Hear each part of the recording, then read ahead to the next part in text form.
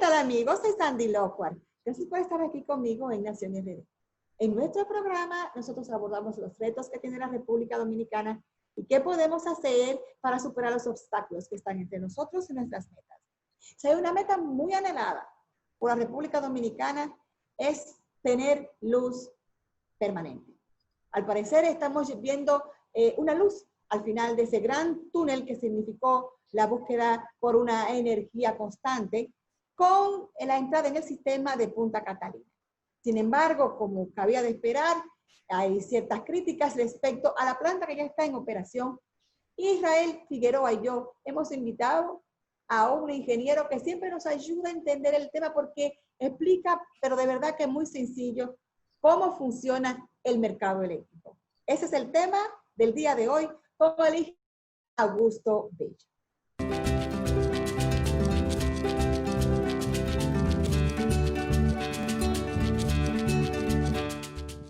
Bien, amigos, y continuamos con Nación RD y damos la bienvenida al ingeniero Augusto Bello en un programa donde vamos a hablar de un tema que nos afecta a todos directamente, porque es el tema eléctrico, pero que también es un tema muy técnico.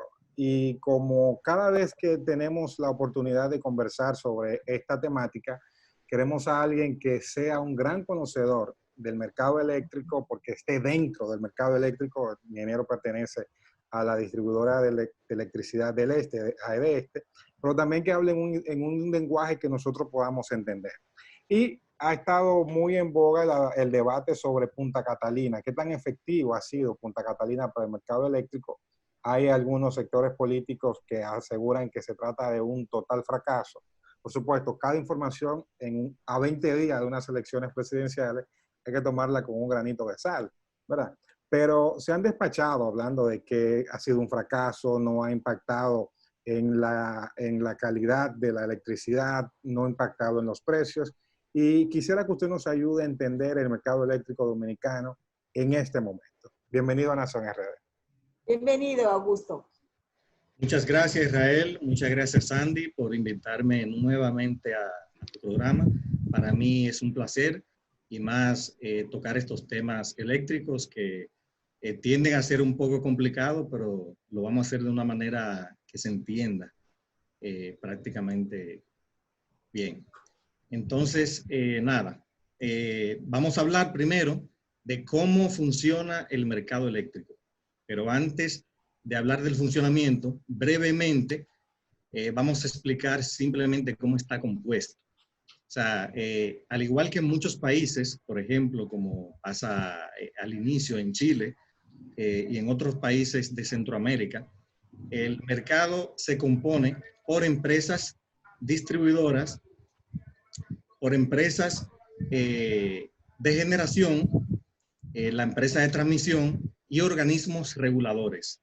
Y también quien opera todo ese mercado, que en este caso el operador del mercado es el organismo coordinador. Ahí es que se hace la bolsa de valores, ¿verdad? De Nueva York. Es decir, bueno, el organismo coordinador es el que decide a cómo que se va a vender. Exactamente, o sea, y no necesariamente a cómo se vende. El OC es quien calcula, por ejemplo, las transacciones entre los agentes del mercado eléctrico mayorista, porque hay dos mercados. Un mercado eléctrico mayorista, donde interactúan los generadores con las empresas distribuidoras, la empresa de transmisión, y un minorista, que es el mercado donde opera la empresa distribuidora con los usuarios, o sea, con nosotros. Ese es el mercado minorista. Entonces, el mayorista... Usted trabaja en EDESTE. Entonces, EDESTE. eso significa que es patrocinante nuestro a mucha honra. Respaldamos las acciones de EDESTE. Eso quiere decir que usted viene siendo como la persona que está entre el medio del consumidor y el que hace la energía. Pero ustedes son como un punching bag, porque nadie nunca le hace una huelga a un generador, ni le rompe una oficina a un generador. No, Siempre es a la distribuidora. Así es. El Zamba del equipo del mercado eléctrico. Estamos en el medio, Las distribuidoras no pueden traspasar un precio que no reciben. Si la distribuidora le venden a 5 pesos, ellos le pueden poner un margen para sus operaciones Pero no pueden vender más barato que 5 pesos, porque le vendieron a 5 pesos. No, excelente. Qué bueno que tocaste ese punto, Sandy. ¿Por qué? Porque, por ejemplo, como muchos sabrán, la tarifa eléctrica está frisada. Desde el año 2011 no se cambia. Sin embargo, los precios del mercado eléctrico mayorista, que es donde nosotros compramos la energía, porque como tú dijiste, estamos en el medio, compramos la energía en el mercado mayorista y se la vendemos en el mercado minorista a los consumidores. La tarifa de los consumidores desde el año 2011 no cambia. Sin embargo, desde el año 2011 no cambia. Ha sido fija desde esa época. Sin embargo, los precios de los combustibles son bien volátiles. Mayormente siempre van hacia la alza. Que hoy día estén bajos, por todo lo que sabemos de lo que ha ocurrido internacionalmente con el tema del consumo y el tema de lo que pasó con lo que está pasando con el COVID-19, pero en el mercado mayorista nosotros compramos a precios que cambian hora por hora. Entonces, ahí vamos a adentrarnos un poco en cómo funciona ahora el mercado eléctrico mayorista. ¿Qué sucede? Cada agente, ya sea, los agentes son empresas distribuidoras o empresas generadoras o los usuarios grandes, que en este caso el que pasa de 1 mega le llaman usuario no regulado. No regulado es porque no está sujeto a la regulación de precios, que es la tarifa de los consumidores finales. Ese no pasa por la distribuidora, ese puede comprar directo, ¿verdad? Y se puede comprar directo. Pero si la distribuidora le vende a un precio, bueno, no solamente ese usuario no regulado, a veces se queda con la empresa distribuidora, porque la empresa distribuidora damos otro servicio que el generador no da. Como cuáles, en muchas ocasiones, a uno de esos clientes se le ha quemado un transformador de potencia. Esos transformadores mayormente hay que mandarlo a hacer fuera y duran hasta 9 meses fabricándolo en lo que lo fabrican y lo traen. La distribuidora tenemos muchos de esos transformadores en stock y los usuarios valoran eso y muchas veces se quedan con nosotros, no solamente por tema de precio, sino por el servicio. Pero regresando a cómo el funcionamiento del mercado, el mercado funciona de la siguiente manera. Cada agente, ya mencionamos lo que es agente, tiene que enviar al operador del mercado, que en este caso es el organismo coordinador, tiene que enviar el día previo, o sea, antes de las 10 de la mañana del día de hoy, se envía lo que se va, por ejemplo, en el caso de la distribuidora, lo que nosotros vamos a consumir o lo que todos los clientes nuestros van a consumir el día siguiente, o sea, el día de mañana. Es decir, que tenemos hasta las 10 de la mañana del día de hoy para enviar al OC.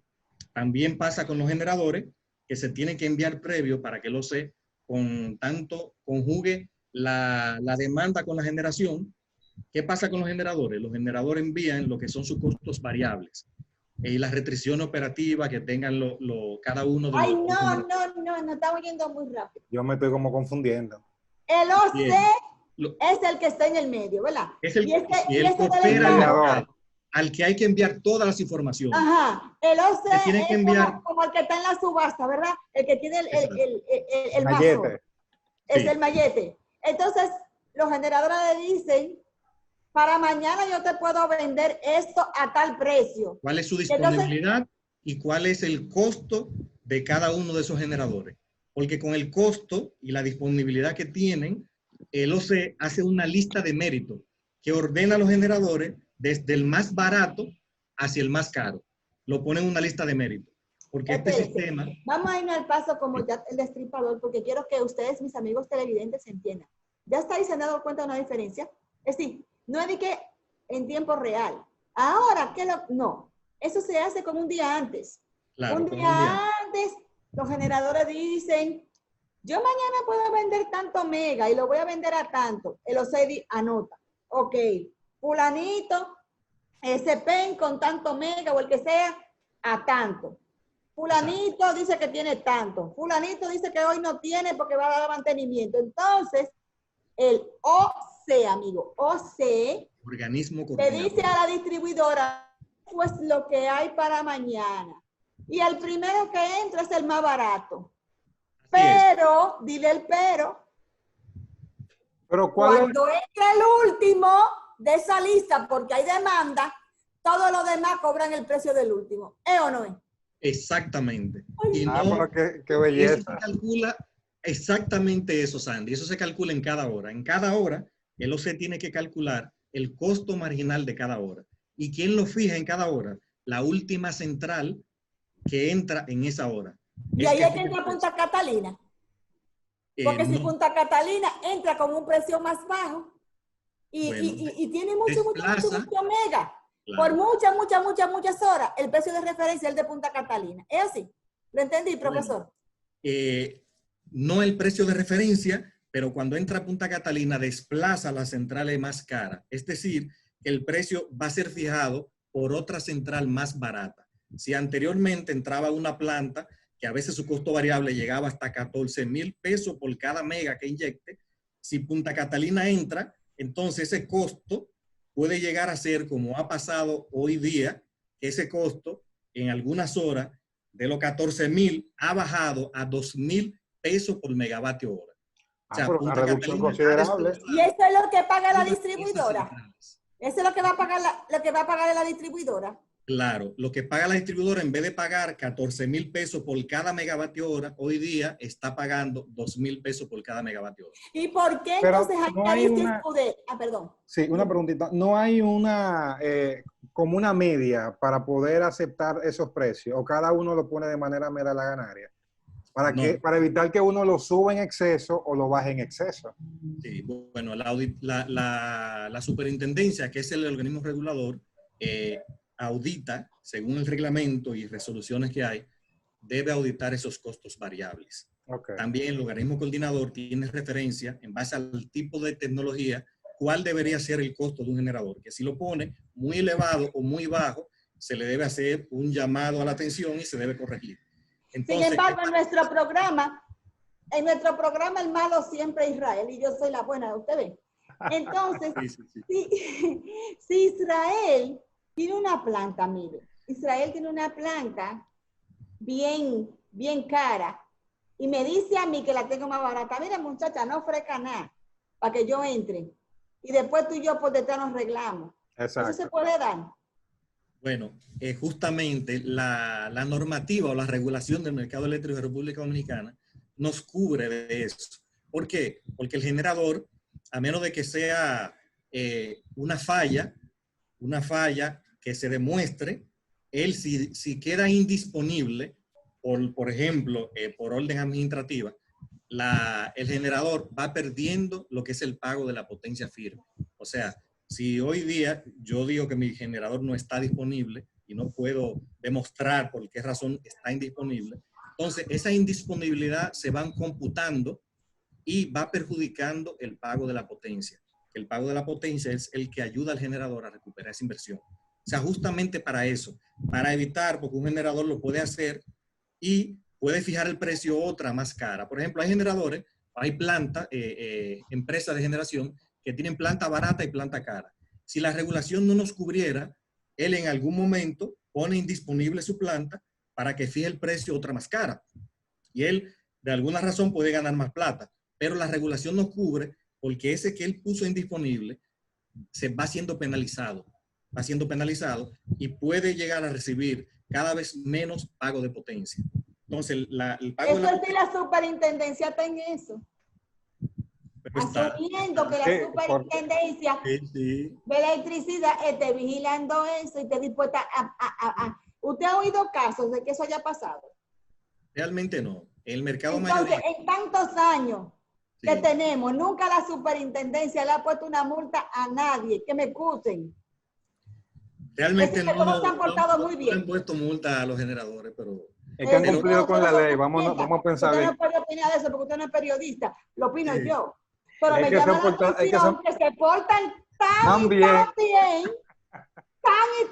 que superintendentes van y superintendentes vienen y nunca ha habido que poner una multa a nadie por ahí.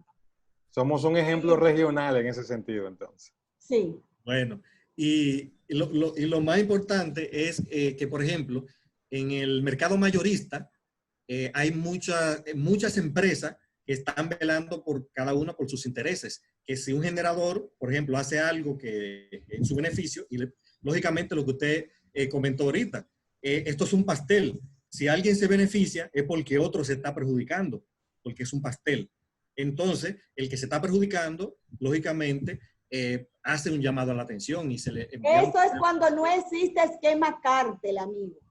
El esquema cártel, todo el que ha estudiado, amigos míos, televidentes, sabe que un cártel es cuando hay pocas personas que proveen un bien que todo el mundo necesita y se ponen de acuerdo para actuar por encima de la norma. Para mí, yo creo que eso es lo principal que viene a romper Punta Catalina. Al gobierno tener una planta tan poderosa que produce tanto, más que cualquiera, y le puede decir, pónganse de acuerdo que como quiera con esta yo entro. Hasta ahora. Ahora, ¿qué podría pasar después si Punta Catalina no es manejada adecuadamente cuando se busca un socio privado? Porque hay que buscarlo. Eso sería tema de otro programa. Vamos ahora al momento actual, amigos míos, en el cual el ingeniero Augusto Bello nos está relatando y que nos ha dicho. Hay 3 agentes en el mercado, uno en el medio que es el que regula y recibe los precios de cada quien y se lo pasa a la distribuidora y luego se calcula el que entró a las 10, entró a 25, bueno, ese es el precio, si eso fue más caro. No, que necesitamos más mega y tuvimos que contratar a una persona y entró a un precio de 27, bueno, ya los otros cobran a 27. Claro. Así funciona el mercado, ¿cómo que ustedes le llaman? Spot. El mercado spot. Sí, pero ustedes no todos lo compran así. Hay una parte que ustedes ya tienen fija. Claro, claro, porque por ejemplo la ley nos obliga, tanto la ley como el contrato de concesión que tenemos las empresas distribuidoras, nos obligan a tener contratado el 80% y solamente ir al spot a comprar el 20%. Entonces, claro, porque imagínense ustedes vivirían nerviosos si ustedes todos los días tienen que calcular. ¿Cómo van a llenar el compromiso que tienen sin tener un contrato fijo con el que le venda la mercancía? Imagínense, amigo televidente, que usted tenga un contrato con un hotel para venderle todos los plátanos que ellos necesiten. Usted tiene que tener amarrado por lo menos 10 cosechas atrás. Claro. Porque usted no va a estar yendo toda la noche a ver qué plátano usted consigue, ¿verdad que no? Así es, así es. ¿Se entendió? Vamos a entrar al punto donde iniciamos. ¿Cuál ha sido el impacto y cómo se siente dentro de las empresas distribuidoras la entrada de Punta Catalina al sector eléctrico, que fue promovida, muy atacada, como que no iba a resolver absolutamente nada, pero también promovida como una solución al problema eléctrico dominicano? ¿Cómo se ha sentido la entrada de Punta Catalina? Excelente, excelente pregunta, Israel. Bueno, ahorita lo que finalizamos hablando de cómo se fijan los precios en el mercado. Entonces, como tú explicaste muy bien, Sandy, la última que entra es la que fija el precio. Y todas las que están por debajo de esa cobran, si la última que entró a 20 y las otras, por ejemplo, producen a 2, todas cobran a 20. Es decir, que están cobrando $18 por encima, lo que le llaman lucro cesante. O sea, esas plantas baratas se estaban, por ejemplo, beneficiando de la entrada de una planta más cara. En el mercado spot, que es el 20%. En el mercado spot.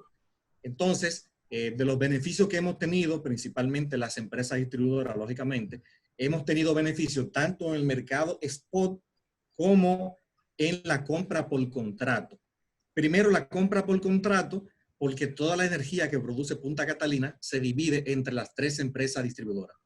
Entonces, para que tengan una idea, en el mes de mayo, las plantas de Punta Catalina generaron 463 gigavatios hora. ¿Qué quiere decir eso? Que la demanda total de la empresa completa son 450 gigas. Es decir, que Punta Catalina inyectó en mayo más energía que el total de lo que consume EDESTE. Pero, y referido al mercado, la demanda global, ¿cuánto es la demanda con EDESTE, EDENORTE y EDESUR?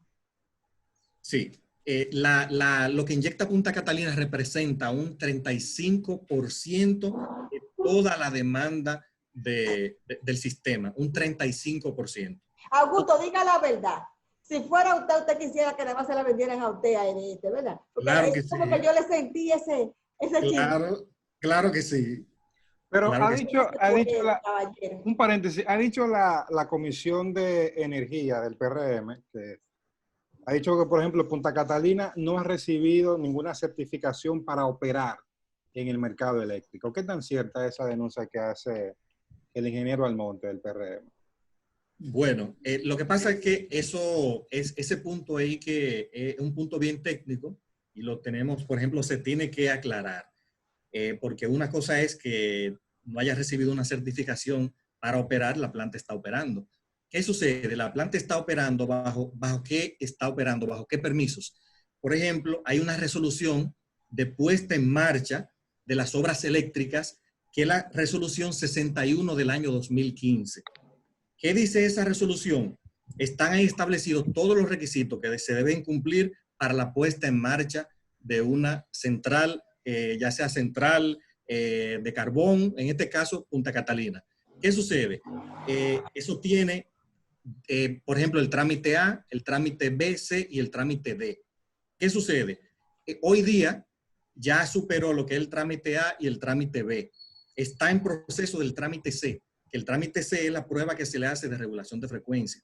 Pero antes del trámite C, hay unas pruebas que se le hacen que se desprenden también de esa resolución que le mencioné, que es la prueba, por ejemplo, de la verificación de la restricción operativa de la central, que es la prueba Verope, que le llaman. La famosa prueba Verope. Prueba, sí, la famosa prueba Verope. ¿En qué consisten esas pruebas? Esas pruebas básicamente consisten en, por ejemplo, medir las restricciones operativas que tenga la planta y los ¿Y mínimos qué son técnicos. eso, las restricciones operativas? Bueno, las restricciones operativas que están citadas en la resolución 61, también el artículo 202 del reglamento y el 212, que lo pueden buscar. ¿En qué consisten esas restricciones operativas? Se estresa la planta. Primero, se le hace prueba a la planta en el de los mínimos técnicos. O sea, ¿cuál es el valor mínimo que puede llegar la central? Para eso se va bajando la central poco a poco hasta ver cuál es el mínimo que puede llegar la central sin que falle. Entonces, también se le hace prueba de potencia máxima. ¿Cuál es el máximo que puede llegar la central? Sin que explote, sin que explote. Claro, sin que explote la central. Espérese, Augusto, que usted es muy técnico y yo a mi público que me sigue tengo que explicárselo para que lo entienda. A partir de lo que ha dicho el ingeniero Augusto, la prueba Verope es ver cuánto resiste la planta. Es decir, usted tiene una planta de que si yo cuánto mega, pero a lo mejor usted no la quiere tener prendida con todos esos megas, sino a menos. Usted tiene que saber hasta cuándo puede irla bajando sin que ella se salga del sistema. También cuando se va hay cualquier problema y hay que sacar la planta, ¿verdad, Augusto? Voy bien, Augusto. Sí, sí, Hay sí. que irla bajando porque eso es un monstruo. Usted no lo puede decir que lo apagué. No, eso hay que irlo ahí.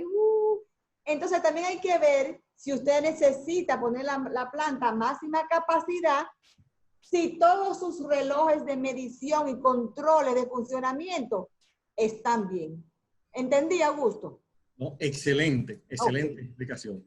Entonces, ¿qué sucede? En el Parque de Generación República Dominicana se le ha hecho esa prueba a plantas nuevas, como el caso de Punta Catalina, pero también se le ha hecho ya a plantas que estaban operando, que tenían muchos años operando, porque la prueba son desde el año 2010 que se están haciendo. Y aquí el Parque de Generación tiene todo el tiempo operando. No, espérese, Augusto, que aquí hay una planta que son muy viejas, que yo no creo que se pasen un Verope. Se la hicieron, pero entonces ahí se certifica. Ni medio Verope. Ni medio Verope. Van a pasar Verope, ni el sirope lo pasan. Sí, sí, porque ahí simplemente se le dice a la planta, ya esa planta vieja, por ejemplo, tenía un dato de placa que era con el que se operaba la planta. Con la prueba Verope se certifica que esa planta no puede subir de tanto, no puede bajar menos de tanto, que también el de las restricciones se mide el tiempo mínimo entre una parada y un arranque. Porque ustedes saben que una planta tan grande, uno puede pararla de repente y encenderla de repente. Hay un tiempo mínimo que caos. esperar. Si tú paras la planta, tú tienes que esperar un tiempo para volverla a encender. Ese tiempo se mide. También se mide el tiempo de arranque. Eso es como el gordo que se va a levantar de una cama. No se puede levantar y que tiene que ir al paso. Y al paso, al paso. Y el Esa tiempo planta es de demasiado arranque. grande. Exactamente. Porque, por ejemplo, hay plantas que duran, para que tengan una idea y no se me sorprendan, hay plantas que cuando están frías, que tienen mucho tiempo apagadas, duran hasta 11 y 13 horas para entrar a línea, o sea, entrar al sistema. Wow. Hay plantas que te duran 30 minutos. Y Hay que hacerlo bien, Israel, que él creía que eso era un tic-tac, que no era Sí, tac, y ya. un switch. Un switch, No. ¡guau! Esas son por ejemplo, de lo que hace el organismo coordinador. El organismo coordinador sabe cuáles son las restricciones de cada una de las plantas y programa la demanda que mandamos a la distribuidora y la va llenando con los generadores más baratos. Pero si sabe que la demanda, por ejemplo, a las 6 de la tarde va a ser muy alta y él tiene un generador que dura 10 horas para entrar, él tiene que mandarlo 10 horas antes de que se requiera. Y todo eso lo hace el organismo coordinador. Entonces, siguiendo con el tema de las pruebas, básicamente toda esa prueba que se le hace, la prueba de tiempo mínimo entre parada y arranque, el tiempo de carga, de descarga de la planta, el tiempo mínimo de permanencia en línea, porque después que tú entras a la planta, no es que si ya tú nada más la necesitas por 15 minutos, tú no le vas a decir que salga, porque hay plantas que tienen un tiempo mínimo, después que entraron, tienen que durar un tiempo operando. Entonces, esas son las pruebas Verope. Todas Y esas se le pruebas que se hicieron hacen. a Punta Catalina. Claro que sí.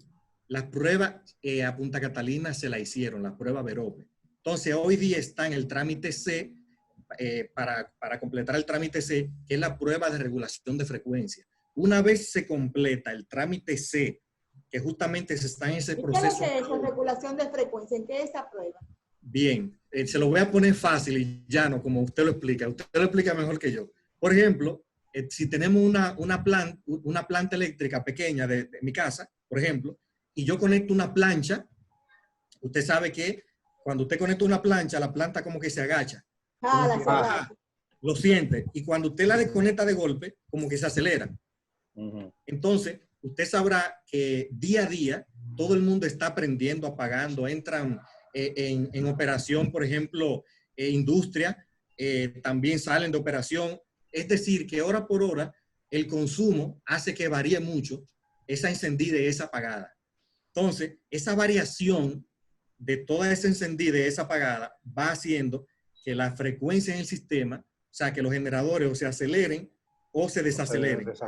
Entonces, el generador tiene que tener, ya se le exige a los generadores que regulen la frecuencia, que ellos mismos de manera automática tienen un regulador de velocidad, que dependiendo del tamaño, dan más capacidad o menos capacidad. Entonces, ellos mismos se autorregulan. Ve el ejemplo que le puse de la plancha, que usted la desconecta de la planta, se acelera, pero después vuelve a su curso. Es decir, que los generadores pueden decir que, ay, arrancó la cervecería, prendieron, mira cómo se dio un jalón la planta. Exactamente, exactamente. Entonces los generadores tienen que tener esa capacidad de autorregularse. Entonces hay una regulación que es automática, que es la regulación primaria. La secundaria ya, por ejemplo, van operando, la primaria opera en milisegundos, de manera instantánea. La secundaria ya opera, por ejemplo, en el lapso de los 30 segundos, ya un lapso más largo. Y ya hay una regulación que en otros países le llaman terciaria. Aquí, ¿qué hacemos? Aquí lo que hacemos es que si la regulación de frecuencia, por ejemplo, esa variación es muy brusca, ¿qué hacemos para evitar que haya un colapso del sistema? Lo que hacemos es que sacamos circuito. Es lo mismo que si usted desconecta la plancha de la planta, se acelera. Si la frecuencia está bajita, ¿qué hacemos con el sistema? Desconectamos circuito. Que a veces los apagones no son porque lo provocamos nosotros como distribuidora. A veces es porque tenemos circuitos que están enlazados a esa desconexión automática de carga, que aquí le llaman EDAC, que es desconexión automática de carga. EDAC, desconexión automática de carga. Incluso, por ejemplo, si un generador sale de golpe, que nadie lo esperaba, estamos hablando si salen 300 megavatios, automáticamente los generadores no pueden regular esa frecuencia, porque la frecuencia cuando un generador sale, la frecuencia que hace baja. ¿Y qué se hace para estabilizarla? Se sacan también 300 megavatios de circuito. No, vamos a ser más serios. Lo que está diciendo es que cuando entra alguien con un alto consumo, agarran una cantidad de bajo consumo y lo apagan para que el otro pueda tener su energía. Eso es lo que usted está diciendo. si ocurre una perturbación en el sistema, porque si entra, por ejemplo, una carga grande, los generadores tienen que cubrir esa regulación de frecuencia, esa variación que se genera. Los generadores. ¿Quiénes son los que generan carga grande? ¿Son unos, si son las industrias, son qué? Bueno, yo le puedo mencionar una. La Falcon Bridge dominicana demanda 140 megas. Estamos hablando para que lo paga. Que ese es uno de los clientes más grandes que hay aquí. ¿Ellos están conectados con la energía del pueblo normal? Claro que sí, están conectados de la energía del sistema. Oh my God. Eran un antiguo cliente de este. Señores, llega el momento de hacer otra pausa brevísima, y seguimos con esta interesantísima conversación con el ingeniero Bello sobre el mercado eléctrico. Por favor, no se retire.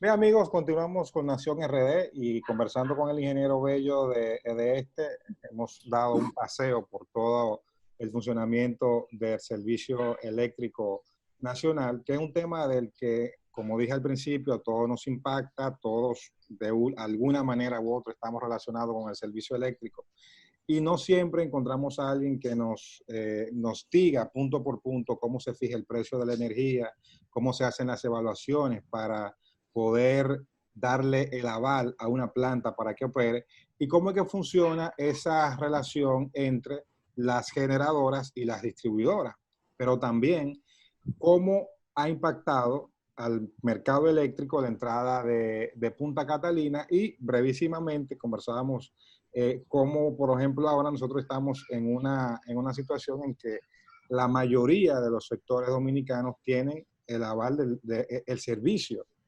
24 horas, que por primera vez, yo creo, en muchísimo tiempo, el tema de los apagones no es un tema de campaña, porque poco a poco han ido desapareciendo. Claro, hay que mejorar muchísimo todavía, pero son logros que hay que destacar. Entonces, ingeniero, han tenido muchísimos ataques ahora el tema, por ejemplo, de las cenizas de la planta, sobre todo en esta última semana, y no le voy a negar que cuando uno escucha este tipo de cuestionamiento, uno habla acerca de la necesidad de que hay que ir pensando en otras fuentes también de energía de cara al futuro. Claro que sí. ¿Cómo vamos en ese sentido? Bueno, en ese sentido, yo diría, nosotros hemos dado un cambio de manera exponencial positivo, porque con la entrada de Punta Catalina, lógicamente, se reducen los precios de las compras de las empresas distribuidoras y también el déficit del Estado. Y a su vez, como tú mencionabas, Israel, también, gracias a esas plantas, estamos dando servicio 24 horas y que conste que, por ejemplo, los usuarios residenciales, como todos sabemos, por el tema de la pandemia, han estado consumiendo más energía. Sí, pero a ellos no les ha bajado el precio. Es decir, no, al usuario claro no le ha bajado el precio. Y quiero también detenerme aquí un momentito para que nos digas, porque nos explicaste muy bien a cómo ha impactado la entrada de Punta Catalina en el mercado spot. Pero el mercado spot es apenas el 20% de la energía que ustedes compran, las distribuidoras. El 80% es por un contrato a precio fijo. Quisiera saber a quiénes ustedes le compraban antes y ahora a quién le compran y a qué precio y cuál es la diferencia de precio con Punta Catalina en el mercado. Claro, primero quiero hacer un paréntesis. Hoy día el mercado, por ejemplo, spot, gracias a la disminución de los precios de los combustibles, más toda la generación de Punta Catalina que ha desplazado a toda la planta cara, tuvimos precio en mayo, el precio más bajo del mercado spot de los últimos 20 años lo tuvimos en mayo. La combinación de los precios de los combustibles. ¿Cuál fue este? El mayo cerró, para que tengan una idea, en $40 el megavatio hora, 40. ¿Y antes cómo era? ¿Antes de Punta Catalina?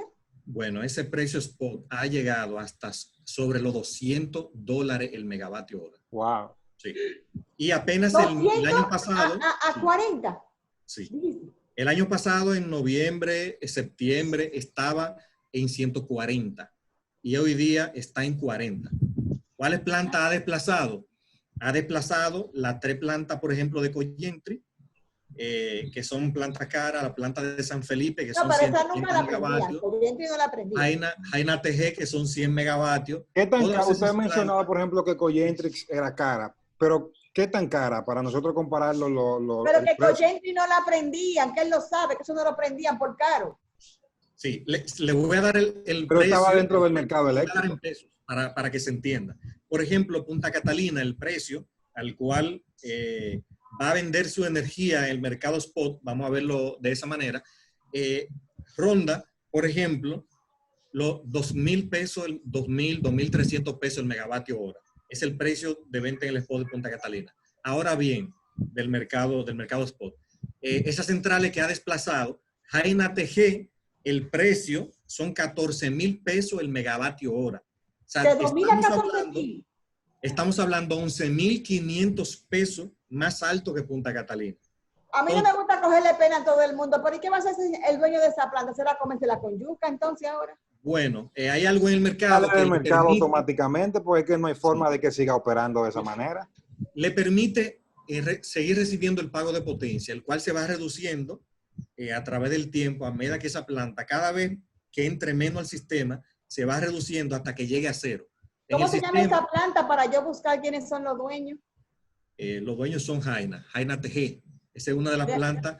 Entra rápido, pero se usa, la han usado bastante, pero es sumamente cara. Usted sabe por qué yo le busco a los dueños, porque usted no lo puede decir, pero yo también soy periodista. Entonces, usted tiene que saber, oye, Israel, vamos a buscarlo, porque después esas son las voces que salen dando declaraciones, ellos o un representante de ellos en contra del que le ha quitado el negocio. Exacto. Porque es que tenemos que estar claros. Punta Catalina, tristemente, le está dando en la madre a mucha gente. Esa gente van a estar peor que los que trajeron mascarilla para el COVID, que ahora no saben qué es lo que van a hacer con ellos. Pero esa es la realidad del negocio. Tú comiste con tu dama por muchos años. Debes de sentirte feliz de todos esos años que tú tuviste cobrando carísimo, pero ya ese carnaval pasó. Pero claro, la gente no se queda así, tuché, y ya yo no voy a hacer nada. Tratan de tener algún tipo de presencia para rescatar su negocio. Claro. Exactamente. Nadie pierde Entonces, un gran negocio que queda de brazo cruzado. Sí, hay empresas como esa que mencioné que realmente también ha sido proactiva en la energía renovable. Ahorita, cuando yo le decía que hemos dado... pero fueron inteligentes ellos entonces. Claro. Migraron. Incluso la primera planta de energía renovable que se instaló en República Dominicana, la instaló esa empresa y fueron apenas 33 megavatios que se instalaron allá en la esquinita, en Pedernales. 33 megavatios. Hoy día, en energía renovable, tenemos instalado ya 650 megavatios en energía renovable en el mercado mayorista, porque también tenemos 160 megavatios en paneles solares instalados en los techos de la casa, que es el programa de medición neta. O sea, en renovable en República Dominicana estamos hablando que tenemos aproximadamente 800 megavatios ya inyectando energía de energía renovable. Estamos hablando que eso comenzó en el año 2011. En el año 2011 tiene un repunte en el año 2016 y otro repunte en el año 2019. ¿De 33 a 600? De 33 a 600. Wow. Así es. ¿Y eso qué representa del total de la demanda? ¿Un 10%, un 15%, un qué? Bueno, el total de la demanda, de lo que se demanda hoy en República Dominicana, ronda los 2.800 megavatios. La demanda máxima del sistema, bueno, en estos días se está registrando por el calor que hace, demanda casi llegando a los 2.800 megavatios. Hay una capacidad instalada. Si la capacidad de ellos, de los renovables, puede ser de 600, tiene que ser más de un 15%, porque es aproximadamente un 15%, al igual que un 15% es la generación de hidro. Primero, ¿cómo entran las plantas? Entran primero las plantas renovables, que son las que tienen prioridad en el despacho. Tienen prioridad en el despacho. Según el artículo 112 de la Ley General de Electricidad, son las que entran primero. Las renovables, incluyendo la hidro. Mientras hay agua, mientras hay agua, esas plantas entran. Y también entran las renovables mientras haya viento, mientras haya sol. Entonces, para no desperdiciar ese recurso que está en la naturaleza. Y ese es el problema de las renovables. Si no puedes tener, y que la gente diga, vámonos todos renovables. Ajá, y si no es ese sol ese día, ¿qué hacemos? Bueno, mire, usted dio, como uno dice, en el clavo. ¿Por qué? Porque, por ejemplo, las renovables son muy bonitas, no contaminan, pero traen consigo un problema de estabilidad en el sistema. Justamente por eso que usted menciona que el sol, hay muchas nubes en diferentes lugares. No siempre tenemos el sol. A veces hay sombra por una nube. También el viento, los generadores se autoprotegen. Cuando hay mucho viento, se paran, dejan de inyectar. Y si hay poco viento, también se paran. Entonces, son muy volátiles al momento de inyectar energía. Y es que en realidad, al momento de hacer la capitalización, se vendió un mensaje de que el problema era que la energía era del Estado. Y que cuando capitalizáramos, todo se iba a resolver. Y fue un mensaje falso. Porque capitalizamos y no se resolvió. Así es. Y lo que es peor, hubo distorsiones en la propia capitalización que llevaron a que entonces se crearon unas áreas como la generación donde todo está perfecto. Si yo no tengo dinero, si no me negocio, no prendo la planta. Pero la distribuidora no puede decir eso. La distribuidora tiene que comprar a como le vendan porque tiene que proveer. Y este es un gran error de la capitalización porque no había madurez en un mercado y terminó siendo distorsionado de 20 maneras. Si me hubiesen preguntado a mí, yo creo que era mejor la integración vertical, generación y distribución hasta que fuera maduro un mercado en una segunda etapa. Y lo que es más, Israel, se abandonaron los planes de expansión de la generación.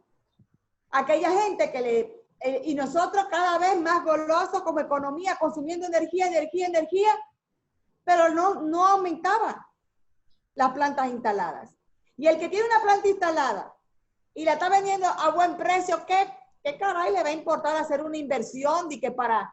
Aunque ahí se derribó un mito de que el sector privado siempre se motiva. No, se motiva si le da beneficio. Claro. Si tú tienes una generadora que tú la estás vendiendo a 10 pesos el kilo, ¿qué caray te vas a motivar a coger lucha para poner una que la vendan a 3? No, tú estás vendiendo a 10, tú estás cómodo.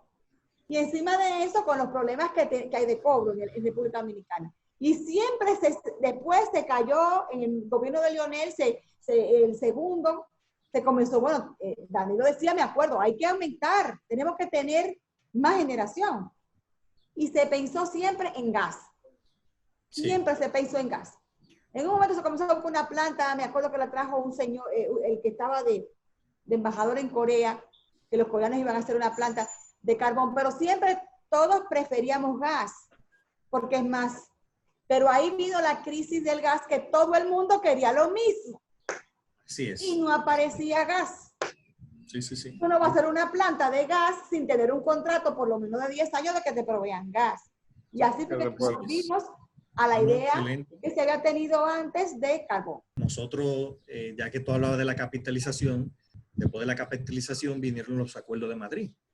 Entonces, esos famosos acuerdos de Madrid que tenían una formulita donde se dividía el precio del fuel oil entre $17. Cuando ese fuel oil llegó por encima de los $100, nosotros terminamos comprando, por ejemplo, a 280 dólares el megavatio hora. O sea, nosotros como empresa distribuidora. ¿Qué sucede? A 280, ¿eso cuánto es en pesos? Déjame ver. Porque como hemos estado comparando en pesos y ya dijimos que hablamos de 14,000 pesos, de 2,000 pesos, 280 por, vamos a decir, por 45 que estaba. ¿Alguien que me ayude allí? ¿A cómo comprábamos en pesos? Te puedo decir. 12,600. Sí, por ejemplo, 12,000, 14,000 pesos. A eso terminábamos, por ejemplo, comprando nosotros, la empresa distribuidora, y hoy día, por ejemplo, estamos comprando 1,800, 1,300. El más bajo que sí. O sea, yo no entiendo nosotros, porque Jaime Arisi dijo en un programa que que Punta Catalina producía a 4,000 y le vendía a ustedes a 8,000, a $4, él lo dijo en dólares, y le vendía a ustedes a 8. Y que eso era un ahorro muy grande porque antes ustedes compraban a 9. Y yo dije, sí, pero son ¿qué ahorro 4 es centavos, ese? Porque si 4 Punta centavos de Catalina dólar. produce a 4, no puede ser que venda el doble de su costo. No, porque una cosa es la energía, lo que cuesta producir la energía. El costo de la energía el costo de producción de una planta de carbón como Punta Catalina son 4 centavos de dólar por cada megavatio hora. ¿Qué sucede?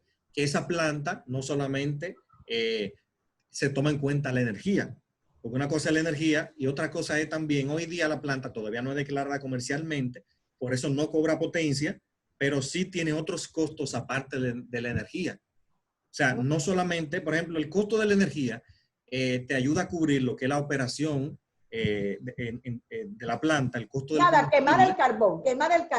el Pero costo no del te permite ni combustible, amortizar tu deuda, ni sí, pagar costo de empleados. combustible, porque por ejemplo la planta tiene lo que le llaman costo variable de producción. Hay un costo variable combustible, que es puramente el combustible, que es el costo de la energía, y un costo variable no combustible, que es por ejemplo, tu inversión, si tu planta no genera, en el caso de Punta Catalina, es una planta base que siempre va a estar generando.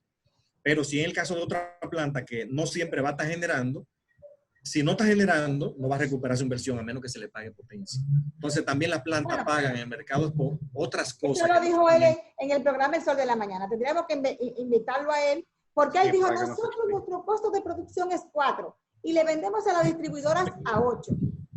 Pero lo que le quiero decir es que no, al vendernos a 8, no necesariamente ellos están teniendo un margen de beneficio, porque la planta, como está en prueba, no está comprando, se supone, todo el gran carbón que debería comprar, usted sabe, por economía de escala. La planta está en prueba y la planta es tomadora de precio. O sea, cuando la planta toma el precio que esté en el mercado, porque es tomadora de precio, nosotros, porque ella, a pesar de que nos vende a nosotros por contrato, ella está operando, influye en los precios del mercado spot. Influye la planta. No entendí, entonces, pero bueno, ese no es el tema de este programa. El tema de este programa es que ustedes están comprando mucho más barato. Claro que sí. Definitivamente contrato. Estamos comprando más barato. Pero usted me sorprende la cifra que usted está diciendo, que usted dice que en contrato están lo podemos manejar en dólares todo, lo podemos manejar en dólares, que el público lo va a entender. Lo podemos manejar en dólares. Nosotros hemos comprado en contrato, por ejemplo, 28, 29 centavos de dólar. Y hoy día estamos comprando a 8. O sea, estamos hablando de $20, de 20 centavos de dólar por cada megavatio que compramos, más barato que lo estamos comprando hoy. Ustedes han comprado a 20. Yo pensé que ustedes compraban a 10 y a 9. No, antes, cuando los acuerdos de Madrid, llegamos a comprar a 28 centavos de dólar, a 28. Ay, rayos. Sí, claro. Bueno, señor, ustedes saben que el tiempo se nos está terminando. Se nos está terminando tanto que ya se nos acabó. Entonces ya no tenemos tiempo para más. Ingeniero, muchísimas gracias por haber sacado tiempo para conversar con nosotros. Y yo entiendo que un mensaje final es a la población a que nos interesemos mucho por este tema, porque uno ve que se presta mucho a manipulación, y para lograr los avances que se han tenido hasta este momento, se ha trabajado mucho y se han tenido que romper muchos brazos, y los logros que hayan habido, mucho, poco, bueno o malo, hay que conservarlos y hay que preservarlos. Y no podemos darnos el lujo de que, sabiendo cómo ha sido el mercado eléctrico en las últimas décadas, nosotros retrocedamos. También una última reflexión, amigo mío. Cada vez que alguien le diga, no me han pasado el precio de Punta Catalina, recuerde que la distribuidora solamente le puede pasar lo que a ella le hayan pasado. Si le bajaron a ella la generación, y recuerde que usted tiene desde 2011 que no le han aumentado la tarifa, que eso lo ha venido pagando en un subsidio. Entonces, exactamente. No, es decir, ahora mismo no puede usted decir, ahora que me pasen ese precio, porque ¿qué le va a decir Augusto y qué le van a decir la distribuidora? y le va a decir el gobierno que es el que está pagando tus hijos. Pero si hemos estado nosotros cubriendo el déficit hasta ahora, no tenemos aumentado la tarifa desde el 2011. Tenemos también que pensar en esto. 2011, 12, 13, 14, 15, 16, No, 9 años. 18, 19, 20, Sí. 9 años sin aumentar tarifa. Calcule eso también. Gracias por estar con nosotros. Hasta la semana que viene.